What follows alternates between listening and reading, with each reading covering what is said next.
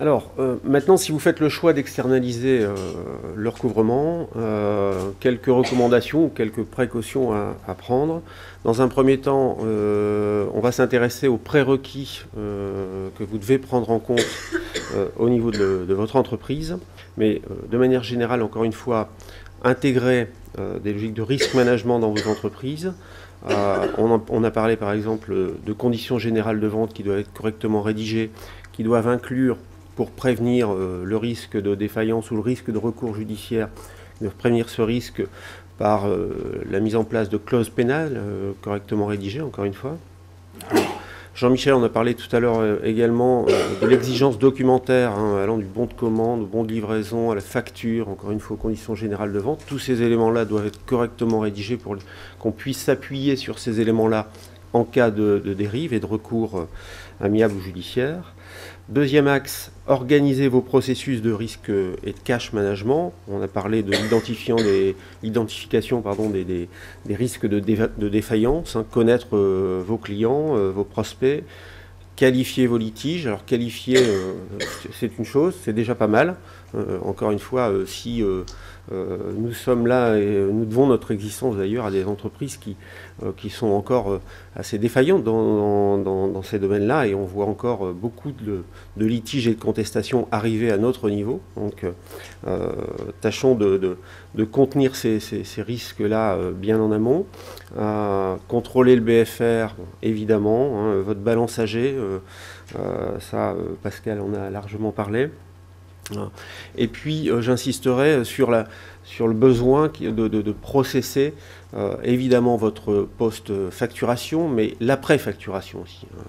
Trop souvent, les entreprises s'arrêtent aux procédures de facturation et oublient qu'après, il peut y avoir évidemment des délais, des retards et puis des impayés, et que tout ça demande des procédures également.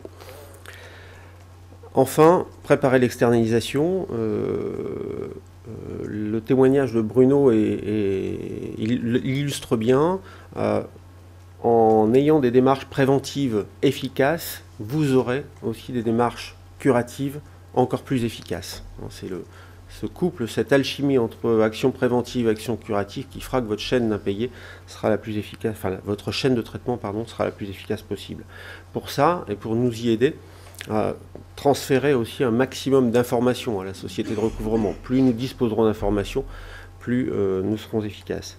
Et puis, surtout, sachez que les débiteurs adorent les ruptures de chaîne, s'engouffrent systématiquement dans ces failles, donc veillez aussi à ce que vos actions préventives et curatives s'enchaînent de manière périodique. Ça, c'est un élément aussi très, très important. Dans un premier temps, si l'on se préoccupe des moyens, j'insisterai sur l'importance de disposer d'une société de recouvrement qui est très sensible à la déontologie, à l'éthique, pour que, Jean-Michel l'a dit tout à l'heure, elle garantisse la préservation de votre image de marque, c'est essentiel, qu'elle puisse, si les créances ne sont pas confiées après rupture de la relation, qu'on puisse, le cas échéant, préserver cette relation commerciale, pour bénéficier également d'un retour d'expérience sur votre front office. Nos agents de recouvrement sont avant tout des conseillers. Ils vont tirer de l'information, identifier encore une fois les motifs de l'impayé. Tout ça doit remonter vers le client pour qu'il puisse lui aussi à son tour parfaire ses démarches préventives. Appuyez-vous sur un professionnel qui responsabilise, autant que faire se peut bien entendu, le débiteur. Et non pas le culpabiliser, le menacer. C'est deux choses différentes, ce sont deux approches radicalement différentes, et c'est important de le vérifier quand vous faites confiance à un prestataire. Et puis, encore une fois, la déontologie, nous en sommes convaincus, c'est le meilleur garant d'une efficacité maximale dans la durée. Observez les moyens techniques et le système d'information dont elle dispose, puisque plus la base de données sera riche dans la société de recouvrement, plus elle aura d'informations, de capacités d'analyse et de conseils à vous renvoyer. Donc ça, c'était également un point important. Vérifier si elle est capable de retrouver efficacement les débiteurs partis sans laisser d'adresse, hein, qu'elle gère ça en interne ou qu'elle sous-traite ça auprès de cabinets d'enquête. Mais peu importe, c'est un élément important parce que malheureusement, le premier réflexe qu'ont les débiteurs, c'est de fuir. Donc après, autre point important, c'est aujourd'hui, il est absolument indispensable de disposer d'une société de recouvrement équipée de solutions multicanales. Le courrier est important, certes, mais il a de moins en moins d'efficacité. Le téléphone est indispensable. Bon, ça sont les canaux principaux, mais aujourd'hui, et en particulier d'ailleurs avec les débiteurs issus des générations qui nous succèdent, sont habitués beaucoup plus à communiquer par mail, par SMS, etc. Et donc il faut aussi choisir le bon média, le bon canal pour se connecter avec la clientèle en situation d'impayé. Connaître, analyser la situation du débiteur, il faut que la société de recouvrement, encore une fois, soit capable de vous renvoyer de l'information, qu'elle soit capable de l'analyser. On a parlé de scoring dans les démarches préventives, on parle aussi de scoring en entrée chez nous pour identifier, encore une fois, et qualifier les débiteurs par niveau de risque. Observez aussi les moyens qui seront mis au service de la prestation. J'y reviendrai un petit peu plus tard, mais bien souvent les pratiques tarifaires veulent que nous soyons rémunérés uniquement en cas de succès. Et donc, ce n'est pas parce qu'une entreprise de recouvrement dispose de beaucoup de moyens qu'elle va tous les mettre au service de la prestation que vous lui confiez. Ça dépendra du tarif qui sera négocié. Donc, vérifiez déjà que les processus puissent être adaptés à ceux qui auront été conduits dans votre entreprise, vérifier qu'elle puisse disposer d'un réseau de sous-traitants bien piloté, que ce soit des cabinets d'enquête, des auxiliaires de justice, huissiers, avocats, et pour bénéficier aussi d'outils de pilotage éprouvés. Quelle est sa capacité à fournir du report, à tenir des comités de pilotage, à vous fournir de l'analyse, à projeter les performances dans le temps, etc. La deuxième nature de prérequis, c'est d'évaluer son expérience. Donc vérifier sa gamme de services, quelle est la profondeur de gamme, est-ce qu'elle est capable d'offrir une prestation allant de la relance avant échéance, pourquoi pas, jusqu'au recouvrement judiciaire, en passant par le surendettement, les procédures collectives, etc. Qu'elle soit capable, encore une fois, de customiser ces processus en fonction des vôtres et des situations rencontrées, des événements qui se produisent. Encore une fois, une entreprise de recouvrement peut être performante en recouvrement amiable et ne pas être particulièrement experte en matière de surendettement. Auquel cas, ça peut, à un moment donné, si l'événement se produit, être ennuyeux. Et puis un pôle d'expertise dédié aux différents types de créances. Encore une fois, on a parlé de recouvrement industriel quand on est face à des volumes très significatifs. On va travailler de manière plutôt à façon si on est sur des petits volumes ou si on est sur des créances beaucoup plus élevées, par exemple. Chaque secteur d'activité a ses particularités. Donc vérifiez le vécu qu'elle peut avoir dans votre domaine d'activité.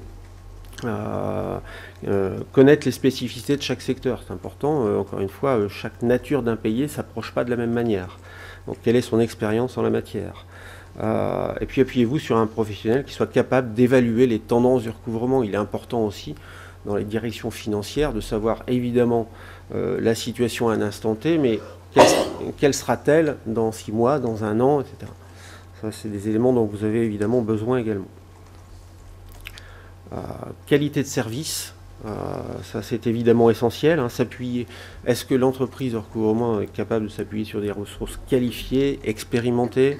Est-ce qu'elle peut vous offrir des engagements de niveau de service, des niveaux de résultats, par l'intermédiaire par exemple de plans d'assurance qualité, de SLA et même chose côté sécurité, côté réglementaire. En matière de sécurité, est-ce qu'elle dispose de plans de continuité d'activité et en matière de réglementation, évidemment, est-ce que tout est parfaitement géré dans le cadre réglementaire? J'insiste là-dessus parce que il y a beaucoup d'acteurs sur le marché et que les pratiques sont malheureusement encore un peu hétérogènes. Parce que tout à l'heure, on parlait de l'évolution des équipes. Il y en a quelquefois qui ne souhaitent pas forcément faire évoluer leurs équipes en interne, mais préfèrent confier à l'extérieur. Vous avez senti ça sur votre marché, que ça arrivait un peu plus? Oui, ça arrive. D'autres clients comprennent en fait l'importance de la formation, et ça nous arrive aussi d'avoir des actions de formation chez nos clients. Ça aussi. Bien sûr, puisque tout le monde ne veut pas externaliser, c'est-à-dire que c'est un choix l'externalisation. Ouais. C'est pas une obligation, c'est un choix avant tout. Tout le monde n'est pas prêt à le faire pour des raisons diverses et variées. Pour autant, en fait, la douleur est là, l'impayé, le besoin est là. Et donc, pourquoi ne pas former des collaborateurs? Donc ça nous arrive. Mais tout comme sur la facturage, je me souviens d'une mission qu'on a réalisée pour un acteur du monde, on va dire de l'immobilier, secteur immobilier, qui payait très très cher en assurance. Une sorte d'assurance crédit très très cher, et finalement il a diminué en fait son taux de couverture au profit d'une meilleure organisation en interne, et il a fait ce calcul-là, nous on l'a accompagné là-dessus, et il était bien évidemment en fait gagnant parce qu'il a mis en place en fait des bonnes pratiques, il a formé ses équipes, il s'est organisé pour, ça a permis en fait de diminuer. Donc on est à chaque fois au cas par cas là-dessus. Alors vous allez avoir des pratiques qui varient selon les sociétés de recouvrement évidemment, mais les principaux standards que vous trouverez sur le marché sont gérés de cette manière. Vous aurez des relances avant échéance ou après échéance, qu'elles soient menées en marque blanche ou sous l'enseigne de la société de recouvrement, en général au forfait et au success fees, un mix des deux. Le recouvrement amiable, par contre, lui, la grande pratique du marché, quasi exclusive, c'est uniquement des honoraires sur les sommes encaissées, aucun frais. Le recouvrement judiciaire, en général, c'est les honoraires du recouvrement amiable, auxquels, évidemment, on y ajoute les frais judiciaires qui ne seraient pas couverts par le débiteur. Et après, pour les événements de type surendettement ou procédure collective, là, vous allez trouver pour le surendettement du forfait et des success fees, uniquement du forfait pour les procédures collectives. Alors, comment une prestation est-elle évaluée par la société de recouvrement? Donc, la première chose qu'elle va faire, c'est d'évaluer la matière que vous lui confiez. Quelle est l'ancienneté des créances que vous lui confiez, quels sont les montants moyens, quelles sont les natures de clients, de créances, tout ça dicte la prestation en tant que telle. Deuxième chose, quel est le niveau de transparence que vous lui donnerez? Est-ce que vous avez beaucoup d'informations à lui communiquer? Comment sont-elles communiquées? Est-ce que c'est automatisé ou pas? Est-ce que c'est plus ou moins facile d'accéder à l'information? Tout ça est pris en compte. Après, à partir de ces éléments, on va évaluer la rapidité et l'efficacité potentielle. Et enfin, on va décider des moyens adaptés et des processus pour recouvrer les créances et pour piloter le partenariat. Quelques points de repère d'un point de vue tarifaire.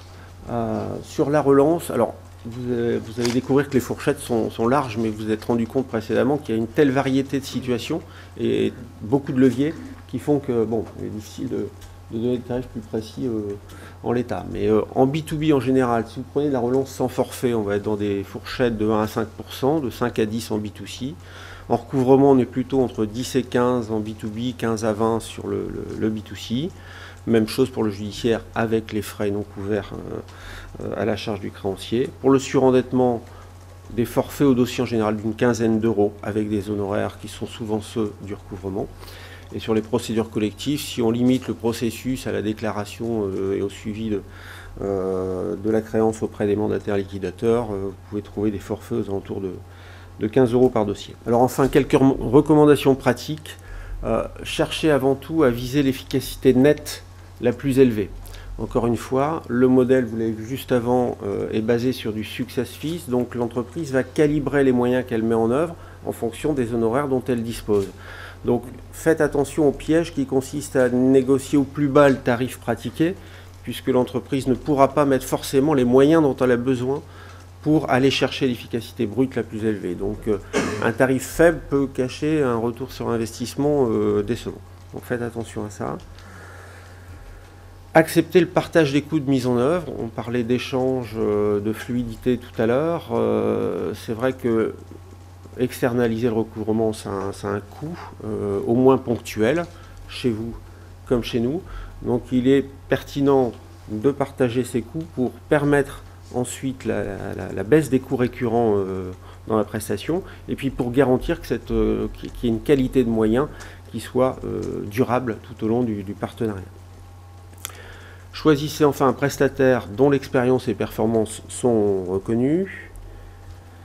Imposez le strict respect de vos conditions générales de vente et du mandat de recouvrement. Interdisez les frais aux débiteurs, par exemple, dans les contrats que vous signez avec votre prestataire. Ce sont des pratiques qui sont très très surveillées par la DGCCRF et votre responsabilité pourrait être engagée si vous ne vous protégez pas contractuellement sur ces aspects-là. Et encore une fois, il y a des pratiques sur le marché hétérogènes, donc soyez vigilants. Enfin, mettez votre prestataire en situation réelle dès le début de la relation. Visez une relation gagnant-gagnant, partagez un maximum d'informations. Inutile de parler de recouvrement si vous lui confiez tous vos litiges. Il faudra dans ce cas-là un recadrage des prestations. Inutile de lui confier des créances que vous avez retrouvées qui sont au fin fond de votre balance AG et sur lesquelles ça relève plus du miracle que des processus de recouvrement, par exemple. Et puis vous ne tirerez pas profit à ce moment-là de l'expérience qui peut être celle de la société de recouvrement et des informations qu'elle peut vous transmettre. Alors pour terminer, en synthèse, anticiper les difficultés, mieux vaut prévenir que guérir, le coût sera plus faible, trouver le bon couple et l'alchimie encore une fois entre les actions préventives et les actions curatives, encore une fois j'insiste, mais c'est en étant efficace sur le préventif que vous serez efficace sur le curatif, très très important. Calibrer les prestations qui vous paraissent, qu'il paraît pertinent de gérer en interne et celles qu'il y a lieu d'externaliser, et c'est avec toutes ces recommandations que vous pourrez viser l'efficacité nette la plus élevée. Oui, tout à fait. Je crois qu'on essaye d'avoir entre nous vraiment des relations de partenariat. Donc on se rencontre régulièrement, on échange sur nos chiffres. Comme on vous a expliqué, on travaille avec un autre partenaire et donc on fait un calcul d'efficacité nette qu'on compare entre les deux partenaires et on échange aussi sur ces sujets-là. Donc je pense que c'est vraiment une relation gagnant-gagnant. Ce qui est important aussi, c'est, comme vous le disiez, c'est, attention, prendre un partenaire, je parlais pour la relance, il fallait être ferme et également commercial. Ça ne veut pas dire refaire une négociation commerciale. C'est pour ça qu'avoir recours à un partenaire externe, ça permet de clore un débat qui s'éternise et d'aller plus vite. La deuxième chose, c'est que le partenaire a en général les équipes déjà formées, si vous ne les avez pas, et les outils déjà en grande partie paramétrés.